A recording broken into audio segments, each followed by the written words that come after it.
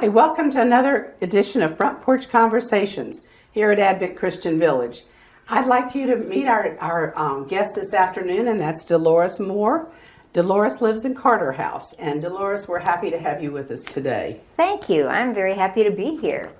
I've lived at Carter House for 3 years now, and I've been enjoying it a lot. Well, great. Well, where were you born? Would you tell our viewers that? Yeah, Bellingham, Washington. And I've lived most of my life in Washington, Alaska, California, and all across the nation. But when I retired, I went back to Whatcom County, back to Washington, and spent the last 17 years in Linden, which is 4 miles from Canada and 17 miles from the Pacific, right up in the corner. It's a beautiful place, isn't it? It is absolutely the prettiest place on the nation. Next to Alaska, of course. And you'll tell us more about that in a few minutes, I'm sure. What are some of your fond memories from childhood? My mom was a Christian. Her parents were Christians back forever. But my childhood was not real happy. I had a lot of physical disabilities that kept me out of school, and happy memories, I don't remember any. There must have been some, you know. Right. I did okay, but it was a hard time for me. And you went all the way through school while living in Washington State? Most of it, yeah. I spent a couple of years in Alaska during World War II. This is interesting. We went up in 1945 and were torpedoed on the way in the Lackinaw. But it was such an aged boat. My mom said you could throw a cat through anywhere. Well, a cat you probably couldn't throw through. They had taken all the good boats and used them for military purposes, so they had taken an old cattle ship and put stateroom, threw out the straw and put in staterooms and made it a conveyance for people. This was before people used airplanes very much. And but it was very rusty and old. So the torpedo, when it went through, it didn't feel it. It went right through, landed on a pile of pallet boards, and sat there and did not detonate. And the ship didn't sink? Well, when the thing went in, it made a big hole. And so water came in too. So we went across the whole Gulf of Alaska at a 45-degree angle. Oh my gosh. But we did make it. Mom said, pray to Jesus and he'll take us safely there. And we did, and he did. And what was the purpose of your trip? My father was a chef and had my stepfather. He was quite a bit older than my mom, about 20 years. And he had 3 grown sons who also he had trained to be great cooks and chefs. One of them was listed as one of the 10 best in Seattle. But my father, Fred, announced that was my recipe he used.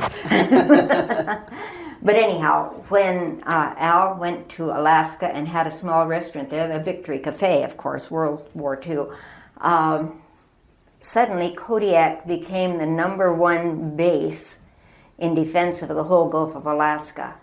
And it was full of Marines, sailors, soldiers, Coast Guardsmen. They all came, and here they are banging on this one little restaurant saying, feed me. And so he said, Dad, get up here quick. So we went up to help him through those war years. And then after the war years, and the Navy asked Fred, my stepfather, to take over the civilian cafeteria out on base because they were still building and building and building. But they had the mess for the men and the officers' mess, but all these civilians that were coming in and building, they didn't have anywhere for them. So they built a beautiful, large cafeteria and had him managing that. Unfortunately, he invited the 3 boys to come up and help because they were making, this was before taxes, before it was a state, they were making $250,000 a year profit. And the kids, unfortunately, lived next door to a casino. So they'd just take handfuls of money out of the till and go gamble it. And the auditor said, come on, you can't do that. And so we left and let the kids have it. And so we came back down in late 47, 48. So we were there just those 3 or 4 years. But it was very important, and it was the part of my childhood that counted. In all my years of childhood, those few years in Kodiak were the ones that made me believe that I could live and serve and survive. What was the hardest part about living in Kodiak? There's nothing hard about living in Kodiak. I remember the first Halloween going trick-or-treating and going through the snow, you know. But it didn't matter. The wind would pick up the rocks and throw them at you. They'd be peppering your legs, but it didn't matter. In the summertime, the sun shone all day long. In the wintertime, it was night all day long, but at Christmas time, all the lights would glimmer on all the glaciers and all the ice, so you were surrounded in a rainbow of colors. Oh my goodness. And I loved it. I loved every bit of it. It was a great place, and it still is, I suppose, although they say it's, you know, Seattle North now. But it was a very pivotal time in my life. Yeah. And then what was next when you moved back to the Seattle area? Well, I came back to Washington State, back to Sumas, which was my grandparents' homestead area, and finished grade school and high school. And before I had finished high school, the Lord had already called me into full-time service. And I had told you that I had physical disabilities, and I told the Lord to get off my back and pick on somebody his own size, because he knew I couldn't go and be a missionary. And everybody else knew it too. But he would not let go. And so I finally, I was a sophomore, I think, at that time. I finally said, I'm going to give you a 10-point contract. You fulfill 10 points of this contract, and I'll believe that you can make me a missionary. Well, one of the points of the 10-point contract was that I would go a whole month without missing a day of school, because I was sick all the time. And another point was that I would, well, he had been giving me some visions, and I told him to turn them off. Okay. Then there were some other things that were equally impossible. And finally I said, in my church, which is the Advent Christian Church in Sumas, somebody invite me to be healed. Never in my knowledge had anybody had a healing service in that particular church. But on the 29th of May, which was the last day of that month, Eddie and Ruth Carter and Trita Tumeth were there. And Eddie had said that when he was 14, he had been healed of TB. And if anybody wanted to be healed of anything, come up. And so I and a whole bunch of people came up, and they didn't pray for us. They took us back to a back room, told us to stand and hold hands in a circle, and everybody tell their own request. When they got to me, I didn't request anything. I says, okay, Lord, you did it all. I will be a missionary. And everybody else in the circle was horrified. The next day, a committee from the church came to my mom and told her to get me off this dumb idea. They were horrified to think that stupid, dumb Dolores, who was also extremely fat, would represent them on the mission field. Of course, I don't represent them. I represent Jesus. That's worse. But anyhow, she spoke to me and says, well, say that if the Lord calls you. I said, Mom, he did. And she just smiled. But my stepfather, Fred, who was not a Christian, was more horrified than the rest, and he he was very antagonistic. I could not do anything without his, that was bad. Anyhow, I did send an application to Aurora, because it was the only school that was of my denomination that also had a theology department. I could have gone to NEST, which was further away, and they sent me this 3 or 4 page thing to fill out, and one of the pages was money. How much money do you have? None. My parents were on welfare. Mom was sick, heart trouble. Fred had also been seriously damaged in a burn, and he was sick, and I was trying to take care of them both. How much money are your parents going to give? None. How much do you have saved? None. So I just wrote in the margin, I think the Lord wants me to be a missionary, and if I have to be a missionary, I have to go to Aurora College. And if I go to Aurora College, Aurora isn't going to lose by it. And I sent it off, and they accepted me on that. When I finished that first year of college, I owed them just $73. The Lord had provided all the way, and he has ever since. Ever since, he has provided. So I prepared to be a missionary, went through all the steps. Took me 8 years to get a 4-year degree because I had to drop out and work, and Mom got sick, and I had to take care of her for a couple of years. She had heart trouble forever. But eventually I got graduated, applied to the mission board, was accepted, and they said I was going to Japan. I didn't feel called to Japan, but that's okay. I'll go to Japan on the way to wherever God wants me, So I read everything that the library had on Japan. I learned to sit in Japanese fashion and talk a little bit in Japanese. And then, before I could go, a situation happened in my family that changed everything. My brother had 5 little boys, 4 to 14, wonderful, wonderful family.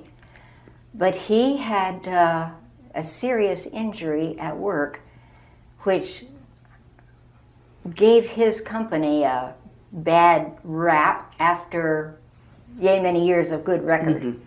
And so when he was ready to go back to work, they wouldn't hire him again, and they blackballed him from all others in that business. Wow.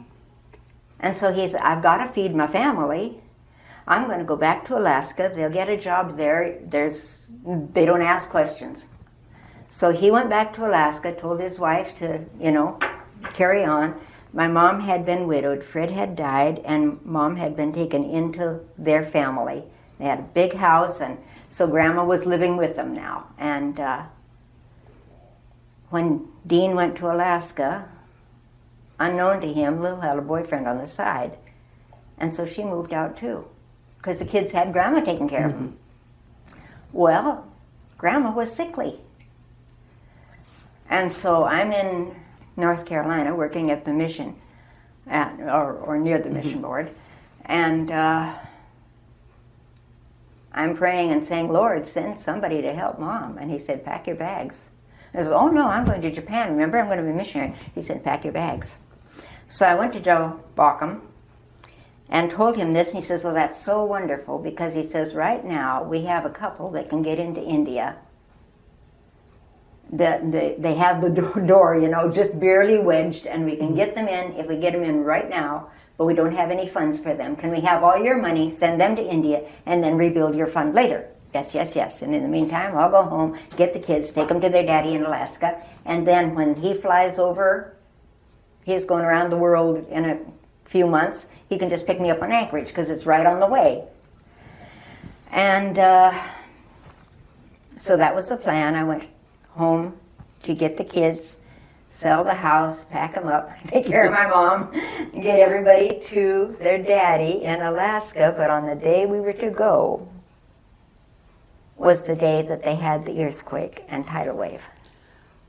Oh, it was an 8-point earthquake and tidal wave. It was the largest that America has ever experienced. And Kodiak got the most of it. 77 people there died. So we didn't know if we had anywhere to go. What was that year? That was 64. So we didn't know if Dean was alive or dead. The recordings that we were getting from the news were that the whole island had been destroyed and nobody was alive, and there were people out in the ocean trying to pick up survivors from Russia and from other countries. But we didn't know, but finally after 2 weeks we got contact with him, and yes, he was there and we could get up there. So we arrived. I had 4 little boys and a grandma and the dog. Had to bring the dog. And you were pointing to, this is a book you wrote about your experiences, Yeah, is we that wrote correct? about her. It was actually her story. She saved the kids' lives 5 times, and mine at least once, and others. She was an amazing, amazing dog, and her father was a wolf. And what was the dog's name? Penny. My brother had. Well, I'll tell you very quickly. The person from whom the puppy was born was one of those guys that would go out into Nevada from California on weekends and shoot the wolves, the gray wolves, because back in those days they could get a bounty. $2 on a tail. They'd chop off the tail, and so they'd take their dogs, which would be bitches. They'd run by, the wolves would follow them, they'd go past the thing, and they'd get $2,000 or $3,000 in a weekend. But at this one time, when he brought the dog home, he found out she was pregnant. And he'd never had her free except when she was in the desert. So he knew the wild animal, whether a wolf or a coyote, had to have been the father of her puppies. Well, his wife was also pregnant. She says, I'm not going to have any wild animals in my house. When the babies are born, you kill them. So they killed all but one to allow the mother to survive and be counseled and comforted, and with the intent that when that one died or was weaned, they would get rid of him also, or her.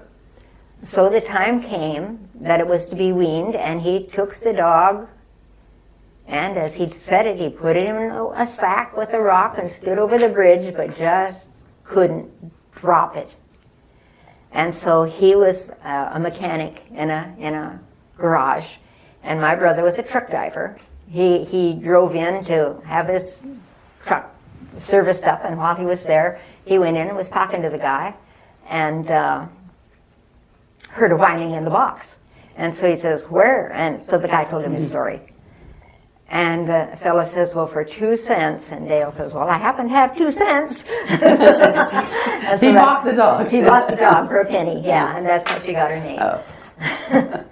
And then, as I said, she turned out to be the greatest blessing we ever had. In fact, she was my night nurse for Mom during the last years of her life.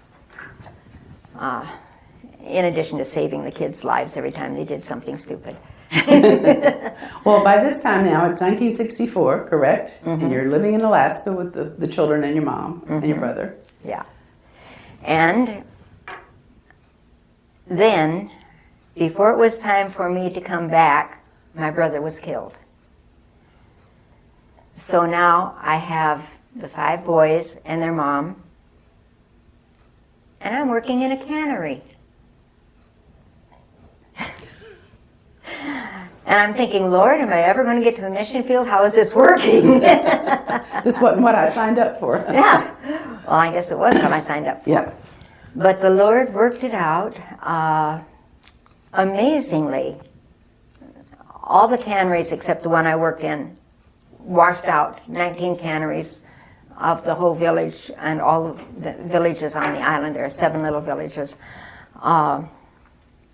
They all wiped out except the one where I worked. And so the guy who owned it, who happened to be the mayor of the city,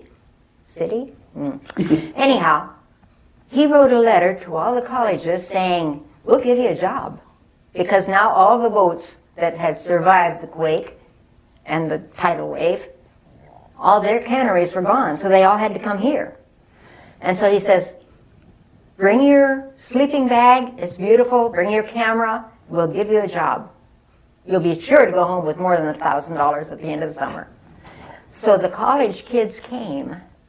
He didn't bother to tell them there was nowhere to live. That end of the island, all the downtown section had sunk 8 feet. So all downtown was now tide flats. Our house happened to be up on the hill. It was a little shack, actually. But we ended up turning it into a dormitory. Oh dear.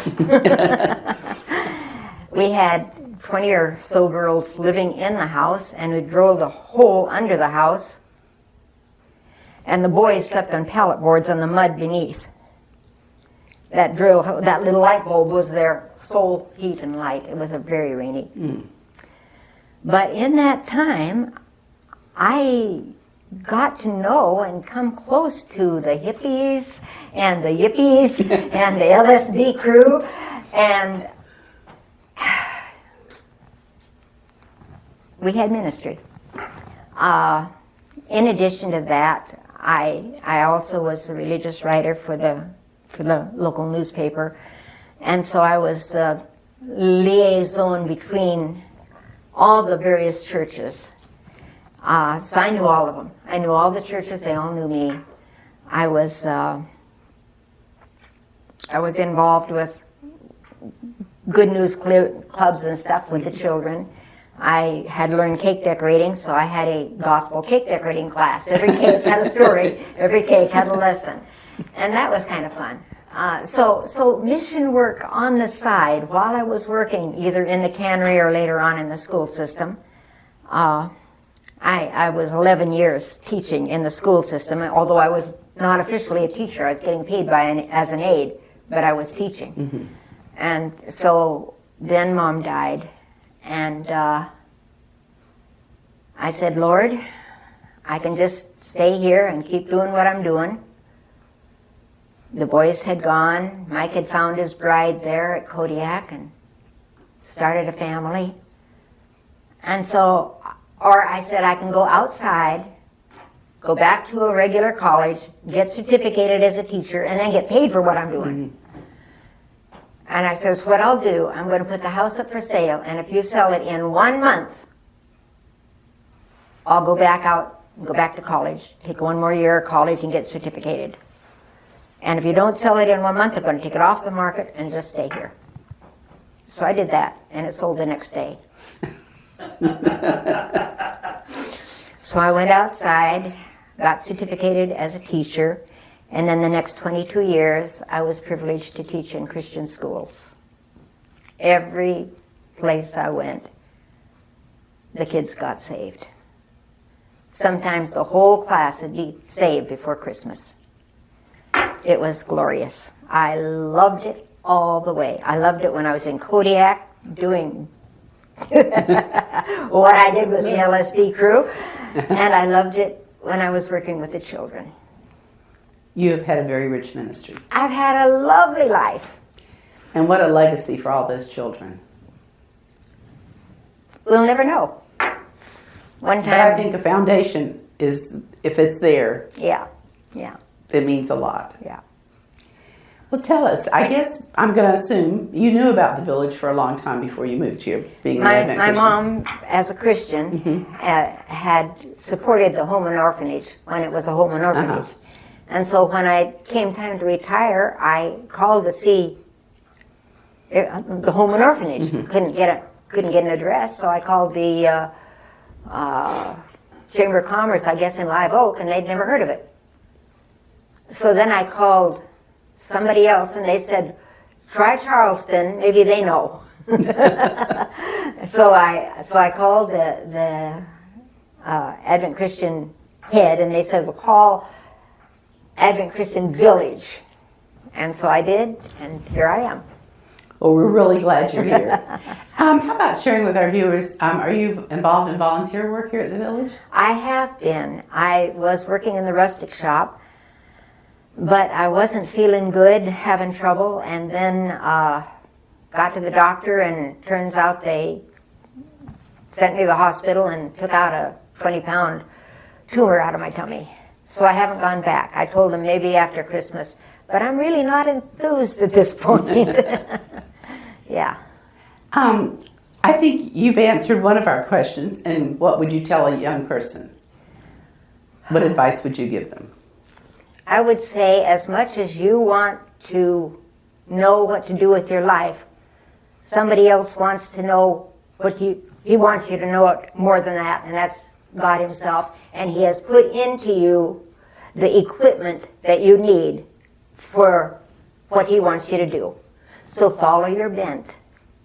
Follow your bent. Do what you love to do. He put that love in you and that ability in you. But most of all, follow him. That's wonderful advice. Well, I'll tell our viewers the time that you volunteered. And that was for the Christmas parade one year. We had a float full of angels in the Christmas parade. And I think that's about the first time I had met you, Dolores, was when you said you would like to be in the parade. And you looked definitely like an angel, even without the costume. You would have looked like an angel there. Well, I said, do you think they want an 83-year-old, or it wasn't 83 then, 80-year-old angel? And they says, well, the real ones are probably much older. Yeah. You've talked a little bit about your book you've written. Do you have other books you want to write? Well, Published? I've written a book that I'd like to have published called The Way Up is Down. And what it is poems and stories and events out of my life that, miracles that have come to pass. And I would like it to be published, but haven't done it and probably won't. It takes a little bit of money. I've written to the people who would love to do it, and all they need is money. Well, you never know. Yeah. Because a lot of things you've done, you didn't know you were going to do, right? This is true. So never say never. Yeah. There is one thing I would say, and it's a question you didn't ask, and that is on your written thing, how many children, when do you get married and stuff. There was a time when I thought I might get married, and the Lord said no. Literally. And so I said, okay, I know that you're enough for me, but I intend never to be lonely. And you know what? I have never been lonely. He gave me two other words that were to never be a part of my life. One is boredom. I am never to be bored because you're in the presence of the King of the universe. I mean, you get excited at a movie star or a sports king. And the King of the universe says, I will never leave you nor forsake you. I'll be with you always. He is as close as the skin in your back. You can't see it, but you know it's there and it's holding you together, and he does too. And the other word he gave me that is never to be a part of my life and never has is sacrifice. All the things that I've been through, there is no sacrifice. It is all privilege of praise to have gone through this with him, because he went through it with us. And then he went through it before us, for us. I don't think we could end at a better point. Thank you so much for joining us today. Thanks for watching, and tune in for other episodes of Front Porch Conversation.